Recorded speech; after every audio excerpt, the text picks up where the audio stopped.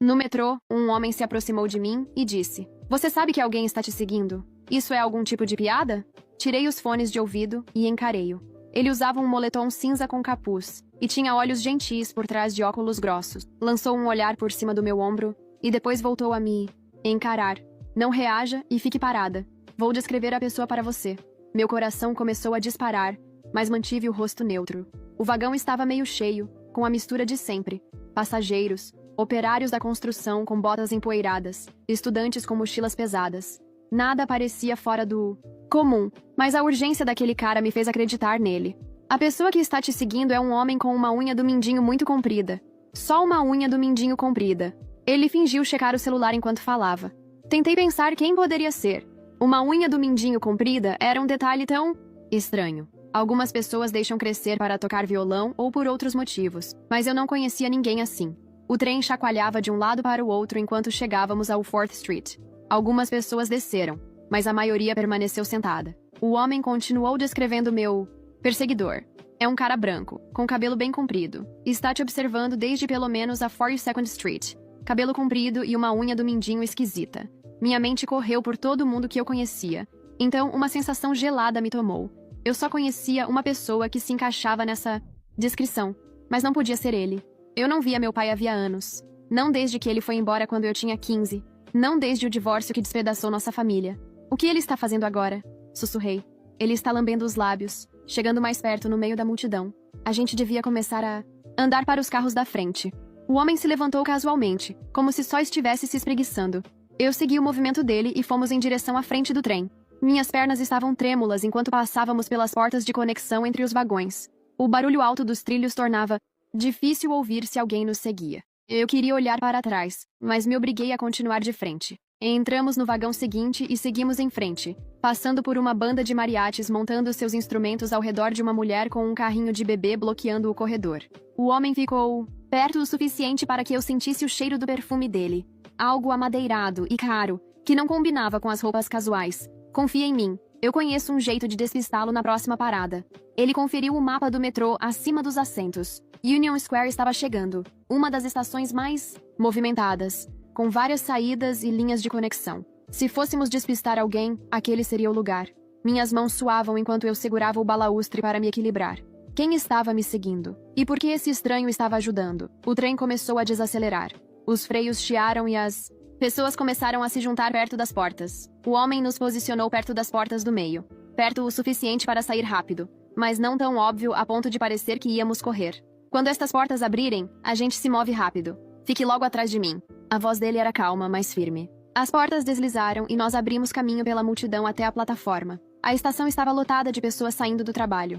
Zigue-zagueamos entre pessoas indo em todas as direções. Subimos as escadas de 2 em 2 degraus. Passamos pelas catracas e chegamos à rua, onde o ar frio de novembro bateu no meu rosto. Foi então que eu o vi. A uns 20 pés atrás de nós havia um homem que correspondia exatamente à descrição. Cabelo comprido e oleoso até os ombros, jaqueta de couro gasta. E mesmo àquela distância, eu conseguia ver aquela distinta unha longa no mindinho. Era meu pai, mas diferente. Mais velho e com um aspecto mais surrado do que eu lembrava. O estranho prestativo agarrou meu braço e me puxou para um táxi parado no meio-fio. Nos jogamos no banco de trás e batemos a porta. O taxista pareceu irritado, até o homem jogar uma nota de 20 para ele e mandar seguir. Saímos do meio-fio, justo quando meu pai alcançou a calçada. Eu respirava com dificuldade e meu coração não desacelerava. O estranho ria de alívio. Tínhamos conseguido. Tínhamos realmente despistado ele. Ou pelo menos foi o que eu achei. O táxi entrou no trânsito seguindo para o sul pela Broadway. "Obrigada. Eu não sei o que ele queria, mas eu comecei a dizer." O estranho só sorriu e deu um tapinha no meu ombro. Feliz em ajudar. Ninguém deveria ter que lidar com um perseguidor sozinho, especialmente uma mulher. Então, a porta dianteira do passageiro se abriu. Meu sangue gelou quando meu pai deslizou para o banco, como se estivesse esperando por aquilo. Ele virou para trás com o mesmo sorriso sinistro da minha infância. Aquele que significava que vinha problema. Tirou a carteira e entregou uma nota de $100 novinha para o homem sentado ao meu lado. Valeu a ajuda. Funcionou perfeitamente. A nota de $100 ficou pairando no ar entre eles enquanto meu cérebro tentava processar o que estava acontecendo. Meu pai guardou a carteira de volta no bolso da jaqueta e se ajeitou no banco da frente, como se fôssemos sair numa viagem em família. O estranho ao meu lado embolsou o dinheiro sem olhar para mim. Minhas mãos começaram a tremer tanto que precisei apertar os joelhos para fazê-las parar. O táxi acelerou passando no amarelo, e eu percebi que nos afastávamos das ruas movimentadas a cada segundo. Eu precisava sair deste carro agora. Meu estômago realmente começou a revirar com o pânico subindo pela garganta. Levei a mão à barriga e soltei um gemido alto que fez o motorista olhar pelo retrovisor. Vou vomitar, falei mais alto. O motorista xingou em um idioma que eu não reconheci e começou a procurar um lugar para encostar. Meu pai virou-se e mandou ele continuar dirigindo, mas o táxi já estava reduzindo.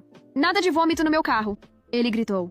O cheiro de aromatizante de pinho misturado com fumaça de cigarro velho não ajudava na minha falsa náusea. No próximo sinal vermelho, o motorista freou mais forte do que precisava. Não esperei permissão. Escancarei a porta e cambaleei para fora, na rua. Meu pai gritou meu nome, mas eu já corria em direção a uma bodega na esquina. As luzes brilhantes da loja me puxaram. Empurrei a porta de vidro com tanta força que ela bateu na parede. O balconista atrás do balcão levantou os olhos do celular, arregalados. Liga para o 911, por favor, eu disse, entre ofegos. Ele deve ter visto o pânico no meu rosto, porque pegou o telefone sem fazer perguntas. Me agachei atrás do balcão, onde caixas de doces e cigarros me escondiam da janela. Pelo vidro, eu via meu pai e Zack parados na calçada. Meu pai gesticulava enquanto Zack balançava a cabeça. Eles discutiram por uns 30 segundos antes de desaparecerem rua abaixo. O balconista passava o endereço para a atendente, enquanto eu tentava recuperar o fôlego. Minhas pernas pareciam gelatina, e eu escorreguei até sentar no chão sujo. 2 policiais chegaram mais rápido do que eu esperava. Um era mais velho, de cabelos grisalhos, e o outro parecia ter acabado de sair da academia. Eles anotaram meu relato sobre a perseguição no metrô e a armadilha com o cúmplice pago. O policial mais velho escreveu tudo num bloquinho enquanto o mais novo chamava um detetive pelo rádio. Eles me deram um número de ocorrência escrito no verso de um cartão de visitas e disseram que alguém entraria em contato em breve. O balconista veio até mim quando os policiais terminaram as perguntas. Apontou para uma câmera de segurança montada acima do caixa. Essa câmera pega a rua também, disse. Pode ter a placa do táxi, se você precisar. Agradeci tipo 5 vezes enquanto comprava um carregador de celular e uma garrafa de água. Meu telefone estava quase sem bateria por causa do dia, e eu precisava decidir para onde ir. O balconista não quis receber pela água, mas deixei o dinheiro no balcão assim mesmo. Andei várias quadras para o norte antes de sequer pensar em pegar outro táxi. Cada carro amarelo que passava fazia meu coração saltar. Quando finalmente acenei para um, dei um endereço a 2 quarteirões do meu apartamento de verdade. O motorista estava ouvindo o rádio falado e não tentou puxar conversa. Que era perfeito. Eu continuava virando para trás para ver se alguém nos seguia. Meu corpo inteiro permaneceu tenso a corrida toda. As ruas familiares do meu bairro deveriam ser reconfortantes, mas não eram. Paguei o motorista e caminhei os últimos 2 quarteirões até em casa, olhando por cima do ombro a cada poucos passos. Quando cheguei ao meu prédio, não entrei. Aquele pressentimento me dizia que meu pai podia saber onde eu morava. Peguei o celular e mandei mensagem para a Ken, perguntando se eu podia dormir na casa dela naquela noite. Ela respondeu na hora com o código da porta e disse que chegaria em 1 hora. A viagem de metrô até a casa da Kellen pareceu mais longa do que o normal. Cada pessoa que entrava me deixava nervosa. Quando finalmente cheguei ao apartamento dela, no Brooklyn, digitei o código e entrei. O lugar dela sempre cheirava a velas de baunilha e café. Sentei no sofá e esperei. Quando ela chegou, bastou olhar para o meu rosto para saber que algo ruim tinha acontecido. Ela fez chá para nós duas enquanto eu contava tudo. Como meu pai foi embora quando eu tinha 15, sem explicação. Como o divórcio destruiu minha mãe. Como eu não tinha notícias dele havia todos esses anos até hoje. Ela ouviu sem interromper enquanto eu explicava a perseguição no metrô e a armadilha elaborada. Isso é muito doentio, disse quando terminei. Estávamos sentadas no sofá, com o chá esfriando. Meu celular vibrou na mesa de centro. Número desconhecido. Meu estômago afundou quando li a mensagem. Precisamos conversar. Ainda sou seu pai. Tirei um print antes de bloquear o número. Minhas mãos voltaram a tremer. Ken pegou o telefone de mim e o colocou de lado. Você está segura aqui, ela disse. Mas eu não me sentia segura em lugar nenhum. Meu celular acendeu com uma notificação do pause no Instagram e vi que era do Zack, o cara que ajudou a me prender no táxi. A mensagem era longa e cheia de desculpas, dizendo que ele não sabia que iria tão longe e que meu pai tinha oferecido $200 porque ele precisava do dinheiro do aluguel. Tirei um print antes de bloqueá-lo também, porque eu não queria ouvir as desculpas de quem aceitou dinheiro para ajudar a sequestrar alguém. Caitlin fez jantar para nós enquanto eu ficava no sofá mexendo nas configurações do telefone e deixando todas as opções de privacidade no nível mais alto. Naquela noite, mal consegui dormir no sofá dela e fiquei conferindo as trancas da porta toda vez que ouvia passos no corredor. Na manhã seguinte, meu celular começou a tocar com um número que eu não reconhecia. Mas quando a ligação foi para a caixa postal, eu ouvi a voz do meu pai pela primeira vez em anos. Ele soava diferente, mais velho e mais áspero, falando sobre ter cometido erros e querendo explicar tudo se eu apenas lhe desse uma chance. O jeito como ele culpava todo mundo pelo que aconteceu ontem e agia como se me trancar num táxi fosse só um mal-entendido me deixou com tanta raiva. Joguei o celular do outro lado da sala. Eu já estava 2 horas atrasada para o trabalho quando finalmente me recompôs o suficiente para ir ao escritório. Minha gerente me puxou para a sala dela assim que cheguei e deu para ver que ela estava preocupada comigo, porque eu parecia não dormir há dias. Ela disse que precisaríamos conversar sobre minhas faltas, mas por hora. Só queria ter certeza de que eu estava segura, e me deu o resto do dia para resolver o que estivesse acontecendo. Voltando ao apartamento da Kane, chequei meu e-mail e encontrei uma mensagem do síndico do meu prédio com um print anexado da câmera de segurança do saguão. A imagem mostrava meu pai parado na entrada na terça-feira passada, e a marcação de horário indicava que ele ficou lá por 3 horas inteiras, só esperando e observando. Minhas mãos começaram a tremer quando percebi que ele vinha me perseguindo dias antes do incidente no metrô, e provavelmente já conhecia toda a minha rotina. Encaminhei tudo para o número de ocorrência que a polícia tinha me dado e recebi uma ligação em menos de 1 hora da detetive Valerie Blackwell. A voz calma dela me deixou menos em pânico enquanto marcava uma reunião para a manhã seguinte na delegacia e pedia que eu levasse qualquer evidência que tivesse, incluindo textos, prints, fotos e especialmente aquela filmagem do saguão. Naquela noite, enquanto a Kane estava na aula de yoga, recebi um alerta de fraude do meu banco dizendo que alguém tentava redefinir minha senha a partir de um dispositivo desconhecido. Liguei imediatamente para o banco e congelei minhas contas. Depois passei as 3 horas seguintes ao telefone com as agências de crédito, congelando meu crédito e trocando todas as minhas senhas. De tudo, do Netflix ao e-mail do trabalho. O tempo todo eu ficava pensando em como meu pai deve ter conseguido informações pessoais suficientes para tentar acessar minhas contas. E isso me fez sentir violada de um jeito que eu não sabia explicar. Mais tarde, naquela noite, eu estava revirando e-mails antigos procurando qualquer coisa que pudesse ajudar a detetive quando encontrei um que minha mãe tinha me encaminhado anos atrás. Era do meu pai logo após o divórcio, em que ele culpava minha mãe, o chefe, os amigos, basicamente todo mundo, menos ele mesmo, por todos os problemas dele. Lendo agora, eu via o mesmo padrão de manipulação que ele estava usando hoje, posando de vítima enquanto machucava todo mundo ao redor. Na manhã seguinte, encontrei a detetive Blackwell na delegacia, e ela era exatamente como eu imaginava pela voz. Profissional, mas gentil, com os cabelos grisalhos presos num coque apertado. Transferi todos os meus prints e arquivos para o computador dela enquanto ela anotava tudo o que havia acontecido, do metrô à armadilha do táxi, até as tentativas de fraude. Ela explicou o processo para conseguir uma ordem de restrição e me ajudou a preencher a papelada, além de criar um plano de segurança que incluía mudar meus caminhos, variar meus horários e combinar horários de check-in com amigos. Ao sair da delegacia, parei numa loja de ferragens e comprei uma barra de segurança para a porta, que impediria alguém de forçar a entrada do meu apartamento, mesmo que tivesse uma chave. Também comprei spray de pimenta e um alarme pessoal que faz um barulho alto quando se puxa, o pino. Depois mudei meu trajeto para o trabalho, pegando linhas de metrô diferentes e caminhando por outras ruas para evitar ser previsível. Naquela tarde, chegou outra mensagem do Zack por uma plataforma diferente, dizendo que meu pai devia dinheiro a gente perigosa e que por isso ele estava tão desesperado para falar comigo. Ele afirmava que achava que ia ser só uma conversa e que não era para ficar sério, mas eu também o bloqueei nessa plataforma, porque eu já tinha cansado das desculpas. Toda a situação estava me fazendo perceber quantas formas existem para alguém tentar entrar em contato com você e como é difícil cortar alguém completamente na era digital.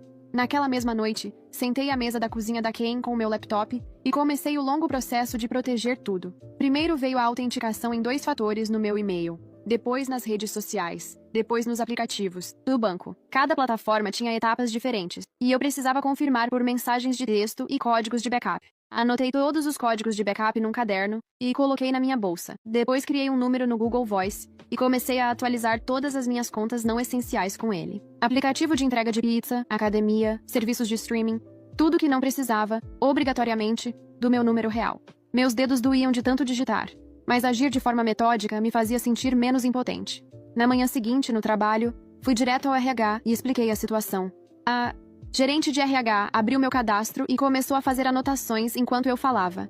Ela imprimiu a foto da antiga carteira de motorista do meu pai, que eu tinha achado online, e fez cópias para a recepção. Atualizamos meus contatos de emergência, removendo o número antigo da minha mãe e adicionando Colin e a detetive Blackwell. Depois, ela criou um sistema de palavra-código em que, se eu ligasse e dissesse que precisava remarcar minha reunião de benefícios, a segurança saberia que era para chamar o 911. Na hora do almoço, saí do prédio e imediatamente o vi do outro lado da rua. Meu pai estava encostado na parede fingindo olhar o celular, mas observando a entrada. Virei à direita em vez de à esquerda e me enfiei na lanchonete mais próxima. O dono viu meu rosto e perguntou se eu estava bem. Apontei pela janela e disse que aquele homem estava me seguindo. Ele pegou o telefone e ligou para o 911 sem hesitar. Eu fiquei atrás do balcão enquanto esperávamos, mas meu pai deve ter visto a viatura chegando, porque já tinha sumido quando eles chegaram. Os policiais anotaram meu depoimento e incluíram no meu processo. Naquela tarde, a detetive Blackwell me encontrou no fórum para dar entrada no pedido de ordem de restrição temporária. A papelada era avassaladora, com páginas e mais páginas de perguntas sobre datas, incidentes e meus medos pela minha segurança. Ela me ajudou a preencher cada sessão, garantindo que eu incluísse o incidente do metrô, a armadilha do táxi e a perseguição daquele dia. Enquanto esperávamos a funcionária processar tudo, ela rodou o nome do meu pai no sistema de novo. Suas sobrancelhas ergueram quando leu a tela. Ela me disse que havia um mandado de prisão em aberto na Pensilvânia, por pensão alimentícia não paga, desde 2018. Fez uma ligação para coordenar com aquela jurisdição a possibilidade de buscarem ele. Naquela noite, de volta à casa da Callie, eu sentei com meu diário tentando organizar meus sentimentos. Parte de mim queria que ele fosse preso e trancafiado onde não pudesse mais me ferir. Outra parte temia que isso só o deixasse mais bravo e perigoso quando saísse. Callie sentou ao meu lado com 2 xícaras de chá. Ela me lembrou de que as escolhas dele não eram minha responsabilidade e que eu não podia controlar o que ele fazia, apenas como eu me protegia. Na manhã seguinte, acordei com Callie batendo na minha porta, segurando algo com um lenço de papel. Ela tinha encontrado um bilhete escrito à mão enfiado por baixo da porta do apartamento, com uma foto minha de ontem entrando na lanchonete. O bilhete dizia: "Encontre-me sozinha, ou isso vai piorar", seguido de um endereço no Brooklyn. Minhas mãos começaram a tremer ao olhar a foto, porque isso significava que ele tinha me seguido mesmo depois de eu tê-lo visto. Caitlin calçou luvas de látex do kit de primeiros socorros para manusear a evidência da maneira correta. Ligamos imediatamente para a detetive Blackwell, e ela disse para não tocarmos em mais nada. Disse que essa escalada significava que iriam priorizar encontrá-lo, e que mandaria alguém para recolher as evidências. Em menos de 1 hora, um policial veio e levou o bilhete e a foto em sacos para a evidência. 3 dias depois, foi a audiência da ordem de restrição no Tribunal de Família. Sentei no banco do tribunal esperando, mas meu pai nunca apareceu. A juíza analisou minha petição e as evidências que a detetive Blackwell havia apresentado. Mesmo sem a presença do meu pai, a juíza concedeu a ordem temporária por 1 ano. Ela explicou que seria entregue por correio registrado no último endereço, conhecido dele, e por e-mail, se tivéssemos um. A ordem o proibia de chegar a menos de 500 pés de mim, da minha casa ou do meu local de trabalho. Na semana seguinte, a detetive Blackwell ligou com um pedido incomum. Ela tinha convencido Zack a cooperar e queria que eu me encontrasse com ele em uma cafeteria pública, com ela observando de perto. Eu não queria vê-lo, mas ela disse que ele tinha informações sobre onde meu pai estava hospedado. Nos encontramos em um Starbucks movimentado perto da Penn Station, durante o pico da manhã. Zack parecia péssimo, com olheiras fundas e as mãos tremendo, em volta do copo de café. Ele disse que meu pai estava ficando em um crash pad, em Queens, com algumas pessoas que conheceu em um bar. Passou o endereço para a detetive Blackwell e disse que geralmente havia 3 ou 4 pessoas lá a qualquer hora. Disse também que meu pai vinha falando que precisava conseguir dinheiro de mim para algo importante, mas não dizia o quê. Na manhã seguinte, enquanto eu me vestia para o trabalho, a detetive Blackwell ligou. Ela disse que tinha verificado o endereço em Queens no banco de dados e descoberto que era um ponto de pernoite conhecido, com queixas frequentes à polícia. Estava coordenando com o distrito local para pegá-lo durante as rondas da manhã, quando a maioria ainda estaria dormindo. Ela me orientou a manter a rotina normal e não fazer nada diferente que pudesse alertá-lo, caso tivesse alguém me vigiando. Fui trabalhar como de costume, mas não conseguia focar na tela do computador. A cada poucos minutos eu checava o celular por atualizações, embora ela tivesse dito que poderia levar horas. Na hora do almoço, fui até a copa e vi um pai ensinando o filho a andar de patinete no parque do outro lado da rua. A lembrança me atingiu com força. Eu, aos 12 anos, no nosso antigo bairro. Meu pai passou uma tarde inteira de sábado correndo atrás da minha bicicleta, segurando o banco. Foi tão paciente quando eu cambaleava e caía. Ele enfaixou o joelho ralado e me disse: "Todo mundo cai antes de aprender a voar." Aquela versão dele parecia uma pessoa completamente diferente do homem que me trancou naquele táxi. Depois do trabalho, parei na loja de ferragens e comprei um novo trinco de segurança, Deadbolt. Um daqueles alarmes de porta que ficam encaixados sob a maçaneta. e uma barra de segurança para a janela do meu quarto. O vendedor me ajudou a escolher coisas que realmente funcionassem, em vez das porcarias baratas que só parecem seguras. De volta ao meu apartamento, passei 2 horas instalando tudo, com as mãos tremendo na furadeira. Bati na porta da minha vizinha, a professora aposentada que sempre recebia as encomendas de todo mundo. Mostrei a foto do meu pai e expliquei que ele não podia chegar perto do prédio. Ela ficou com a foto para fazer cópias para os outros vizinhos, e disse que todos ficariam de olho por mim. 2 dias se passaram sem notícia da detetive Blackwell. Eu estava fazendo o jantar, quando o telefone finalmente tocou. Ela disse que o tinham prendido naquela manhã no endereço em Queens, exatamente como planejado. Ele dormia em um colchão na sala, com mais 4 pessoas. Encontraram 3 celulares descartáveis na mochila dele e cerca de $40 em notas amassadas. Ele não resistiu, mas ficou pedindo para ligarem para mim, o que obviamente não permitiram. Naquela noite, eu realmente dormi a noite toda sem acordar em pânico. Meu corpo finalmente relaxou ao saber que ele estava trancado e não poderia aparecer na minha porta. Acordei descansada pela primeira vez desde aquela viagem de metrô. Até minha mandíbula doía menos por não ranger os dentes a noite inteira. Na tarde seguinte, minha gerente pediu para eu ficar depois da reunião da equipe. Ela puxou uma pasta e disse que o RH tinha sinalizado minhas ausências recentes e atrasos. Entreguei a ela o número do meu caso, que a detetive Blackwell me havia dado, e expliquei tudo o que estava acontecendo. Ela leu os relatórios policiais que eu tinha impresso e seu rosto suavizou. Aprovou horários flexíveis pelo próximo mês e disse que eu poderia trabalhar de casa quando tivesse datas no tribunal. Também me deu o número do programa de assistência ao empregado da empresa, que incluía sessões de aconselhamento gratuitas. 3 dias depois, sentei na última fileira do tribunal para a audiência de instrução do meu pai. Ele parecia menor no macacão laranja, com as mãos algemadas à frente. O advogado dele pediu liberdade provisória sem fiança, dizendo que ele não tinha antecedentes em Nova York. O promotor apontou as acusações de perseguição, a violação da ordem de restrição e o mandado pendente da Pensilvânia. A juíza determinou liberdade supervisionada, com monitoramento eletrônico, tratamento ambulatorial obrigatório 3 vezes por semana e apresentações semanais aos serviços pré-julgamento. A ordem de restrição continuaria em pleno vigor, com prisão em qualquer violação. Meu pai tentou virar para me olhar, mas o oficial de justiça o impediu. Naquela tarde, a detetive Blackwell ligou com mais novidades. Tinham detido Zack por conspiração relacionada à armadilha do táxi. Ele fechou um acordo quase imediatamente. 6 meses de liberdade condicional e 100 horas de serviço comunitário. Ela disse que ele chorou durante a ficha e repetia que só precisava de dinheiro para as despesas médicas da mãe. Parte de mim teve pena dele, apesar de ele ter ajudado a me aterrorizar. 1 semana depois, chegou um envelope grosso no meu apartamento, com o endereço de devolução de um escritório de advocacia. Minhas mãos reconheceram a caligrafia do meu pai no envelope interno antes de o cérebro processar. Não abri. Coloquei tudo em um envelope novo e enviei diretamente para a detetive Blackwell. Ela decidiria se era evidência ou apenas mais manipulação.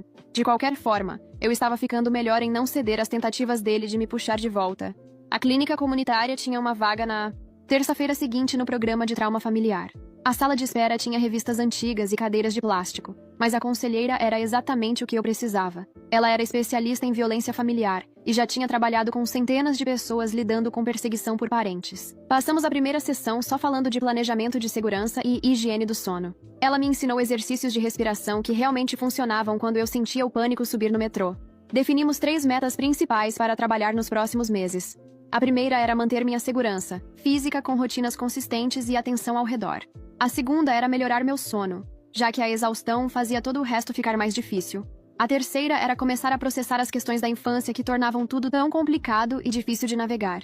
Minha terapeuta pegou uma folha em branco e começou a desenhar caixas e setas. Anotou todos os lugares onde eu ia regularmente: trabalho, academia, supermercado. Mapeamos rotas seguras entre cada local e planos B, caso eu me sentisse insegura. Ela me fez escolher 3 palavras-código com Ken que significavam níveis diferentes de perigo. Maçã queria dizer que eu estava inquieta, mas ok. Laranja queria dizer, venha me buscar agora. Uva queria dizer, chame a polícia imediatamente. Praticamos dizê-las em voz alta até parecer natural. Ela me ajudou a criar contas em aplicativos de carona com um nome fictício e me mostrou como compartilhar minha localização com Ken automaticamente. Passamos por cada aplicativo do meu celular e desligamos qualquer coisa que pudesse me rastrear. Ela me fez escrever o plano de segurança e colocar cópias na minha bolsa, na minha mesa do trabalho e no apartamento da Ken. Na manhã seguinte, a detetive Blackwell pediu que eu fosse até a delegacia. Havia uma pasta grossa na mesa quando cheguei. Ela explicou como funcionava o monitoramento do meu pai. Ele teria que usar uma tornozeleira eletrônica que rastreava a localização 24 horas por dia. Se ele chegasse a menos de 500 pés da minha casa, ou do trabalho, a polícia seria alertada imediatamente. Ele teria que se apresentar ao agente responsável toda quarta-feira às 10 horas da manhã. Perder apenas uma apresentação violaria as condições da liberdade. Ela me mostrou um mapa no computador com zonas vermelhas marcando onde ele não podia ir. Meu prédio, meu escritório, até a cafeteria que eu frequentava todo dia de manhã eram zonas protegidas. O sistema não era perfeito, claro. A tornozeleira poderia falhar ou ele poderia cortá-la e fugir. Mas fazer isso geraria um mandado imediato de prisão.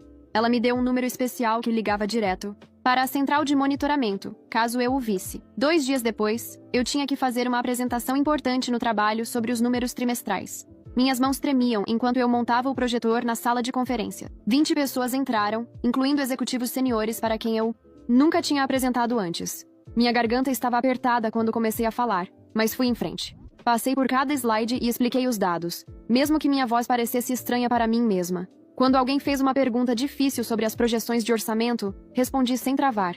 Minha gerente assentiu e sorriu quando terminei.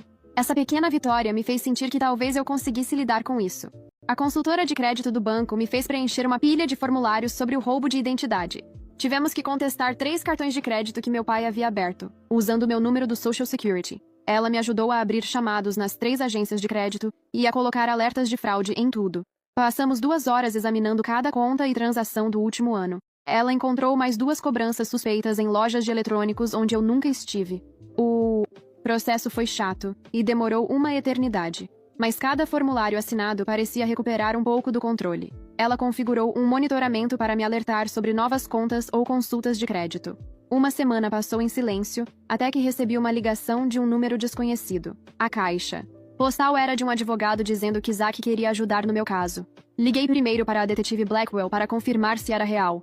Ela confirmou que o advogado era legítimo e disse que Zack vinha cooperando totalmente desde a prisão. O advogado explicou que Zack testemunharia sobre o que meu pai lhe contou, caso precisássemos no julgamento. Ele sabia detalhes sobre o plano do meu pai para conseguir dinheiro de mim de algum jeito. Eu disse ao advogado que pensaria, mas não estava pronta para lidar com Zack ainda. Mesmo que ele estivesse arrependido agora, ele escolheu ajudar a me trancar naquele táxi. 3 dias depois, meu telefone tocou às 2 da manhã, de um número bloqueado. Deixei ir para a caixa postal e ouvi uma respiração por 10 segundos antes de a ligação cair. Eu sabia que era meu pai, mesmo sem ele dizer nada. Salvei a mensagem e a enviei por e-mail imediatamente para a detetive Blackwell. Naquela manhã, ela registrou um relatório sobre a violação da ordem de restrição. A juíza marcou uma audiência de emergência para aquela tarde. Meu pai apareceu por vídeo, da cadeia, com aparência cansada e por fazer a barba. A juíza gritou com ele por 5 minutos, seguidos sobre respeitar ordens judiciais. Disse que mais uma violação significaria no mínimo 6 meses de prisão. O advogado dele tentava dizer que foi um acidente, mas a juíza o cortou. De volta à terapia, trabalhamos minha ansiedade no metrô, já que eu ainda passava mal toda manhã ao embarcar. Minha terapeuta me ensinou a técnica 5-4-3-2-1 para me ancorar. Encontrar 5 coisas que eu pudesse ver, 4 que eu pudesse tocar, 3 que eu pudesse ouvir, 2 que eu pudesse cheirar e 1 que eu pudesse saborear. Praticamos no consultório primeiro, de olhos fechados. Depois fomos para fora e treinamos na calçada, com o barulho real da cidade ao redor. Na semana seguinte, usei a técnica na plataforma quando senti o peito apertar. Contei 5 pares de sapatos. Toquei 4 texturas diferentes na minha bolsa. Ouvi 3 conversas distintas. Cheirei 2 barracas de comida. Saboreei meu café da manhã. Minha respiração desacelerou e eu entrei no trem sem fugir. Ken e eu começamos nosso sistema de check-in diário naquela semana, usando as palavras código que praticamos.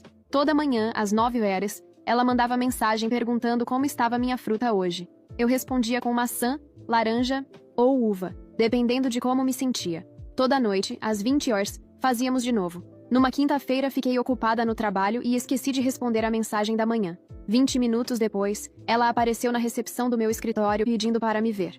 A recepcionista me chamou, confusa, e eu corri para encontrar a Kaylin pronta para chamar a polícia. Nós nos abraçamos, e eu pedi desculpa por assustá-la, mas no fundo, fiquei aliviada por o sistema funcionar. A detetive Blackwell ligou com uma atualização sobre o cumprimento do tratamento pelo meu pai. Ele estava comparecendo às sessões, mas quase não participava, segundo a terapeuta. Sentava no fundo e não falava a menos que fosse questionado diretamente, mas tecnicamente estava cumprindo a exigência. então não podiam puni-lo por isso. Ela me lembrou de focar na minha própria recuperação em vez de acompanhar o que ele fazia. 5. Semanas depois de tudo começar, tivemos uma audiência de revisão no fórum. Eu escrevi uma breve declaração sobre como isso afetou minha vida. Minhas mãos tremiam enquanto eu me levantava no púlpito, diante da juíza. Falei do medo de sair do apartamento e dos ataques de pânico no metrô. Expliquei como mudei toda a minha rotina e gastei um dinheiro que eu não tinha em medidas de segurança. Minha voz falhou quando descrevi a sensação de não me sentir segura na própria cidade, mas consegui concluir tudo sem parar. A juíza agradeceu minha coragem e disse que manteria todas as restrições por no mínimo mais 3 meses. Na manhã seguinte, minha gerente pediu que eu fosse à sala dela quando voltei do tribunal. Sentei diante da mesa dela esperando outra conversa sobre assiduidade, mas ela me surpreendeu deslizando um papel na minha direção. Era a aprovação de um horário flexível pelos próximos 3 meses, com opção de trabalhar de casa 2 vezes por semana. Ela disse que vinha observando como eu lidava com tudo, e ainda assim, entregava meus projetos no prazo. A empresa queria apoiar funcionários em crise pessoal, e minha qualidade de trabalho não tinha caído, apesar de tudo. Assinei os papéis e agradeci pela compreensão. Naquele fim de semana, peguei o metrô até o Prospect Park, onde meu pai me levava quando eu era pequena. Encontrei o banco perto do lago onde a gente alimentava os patos todo domingo, antes do divórcio. A tinta estava descascando agora, e alguém havia gravado iniciais na madeira. Sentei ali por 2 horas, observando famílias com seus filhos e deixando-me sentir toda a raiva e tristeza que eu vinha empurrando para baixo. Uma parte de mim ainda queria um pai diferente daquele que pagou alguém para me prender em um táxi. O pai que me ensinou a andar de bicicleta e fazia panquecas nos sábados de manhã. Mas aquela pessoa se foi. Ou talvez nunca tenha existido de verdade. Eu chorei pela primeira vez desde que tudo começou. Não por ele, mas pela menina que merecia melhor.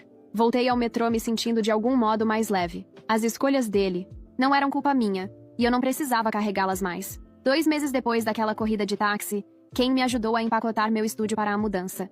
Enrolamos pratos em jornal e etiquetamos caixas ouvindo música. O novo lugar era mais caro, mas tinha porteiro e câmeras de segurança em todos os corredores. A janela do meu quarto dava para uma parede de tijolos em vez da rua, e isso, na verdade, me fazia sentir mais segura. Pedimos pizza e sentamos no chão do meu antigo apartamento vazio, comendo direto da caixa.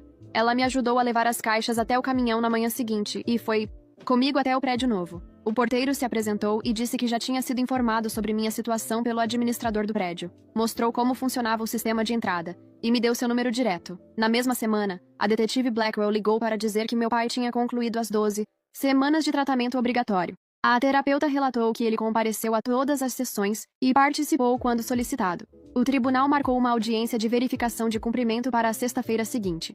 Eu me senti estranha por isso soar como boa notícia, já que eu sabia que ele só estava cumprindo tabela, mas pelo menos o sistema o obrigava a fazer alguma coisa. 3 dias antes da revisão, fui aceita em um grupo de apoio para pessoas lidando com perseguição por familiares. A primeira reunião foi no porão de uma igreja no Upper West Side. 8 de nós sentamos em círculo em cadeiras de metal dobráveis, tomando café ruim em copos de papel. Cada um tinha uma história diferente, mas o mesmo olhar nos olhos. O ex-marido de uma mulher contratou detetives particulares para seguir os filhos. A mãe de outra pessoa aparecia no trabalho dela todos os dias por 1 mês. Ouvi-los falar me fez perceber como isso era comum, e como havia muita gente que entendia exatamente o que eu estava passando. Nos reuníamos toda terça, e passei a esperar por esse dia. A facilitadora nos ensinava estratégias práticas de segurança e nos ajudava a processar a culpa por nos protegermos da família. Na semana seguinte, no trabalho, minha gerente me chamou de novo, desta vez com a diretora de RH também. Elas me ofereceram uma promoção para analista sênior, com aumento de 20%. Minha gerente disse que me recomendou com base em como eu lidei profissionalmente com tudo, mantendo o desempenho. O dinheiro extra cobriria o novo apartamento e as medidas de segurança que eu tinha instalado. Aceitei na hora e comecei no novo cargo. Na segunda-feira seguinte, a promoção veio com uma sala privada em vez de um cubículo, o que significava que eu podia ver quem vinha pelo corredor. Coisas pequenas assim agora faziam diferença. 8 semanas depois daquele passeio de táxi apavorante, acordei em um sábado sem checar as trancas 3 vezes. Fiz café e sentei na janela, vendo as pessoas passeando com seus cães. Meu celular estava silencioso havia dias, sem chamadas bloqueadas ou mensagens estranhas. A ordem de restrição ainda estava ativa e ficaria por meses, mas eu já não vivia minuto a minuto com medo. Kalin veio naquela tarde, e fomos à feira de agricultores como gente normal fazendo coisas normais. Comprei maçãs sem vasculhar cada rosto na multidão. Sentamos no parque, comendo pão e queijo frescos enquanto ela me atualizava sobre a vida amorosa. O grupo de apoio me ensinou a diferença entre ser cuidadosa e ser controlada pelo medo. Eu estava com certeza mais atenta ao meu entorno, e tinha planos alternativos para tudo, mas também conseguia andar de metrô sem ataques de pânico e dormir a noite inteira. Os protocolos de segurança tinham virado rotina, e não desespero. Olhando para tudo o que aconteceu desde aquele dia no metrô, percebi o quanto mudei sem perceber. Obrigada por ficar por aqui e me acompanhar em tudo isso hoje. Faz a gente olhar as coisas de um jeito um pouco diferente, né? Vejo você no próximo vídeo. Deixa o like, isso ajuda mais do que você imagina.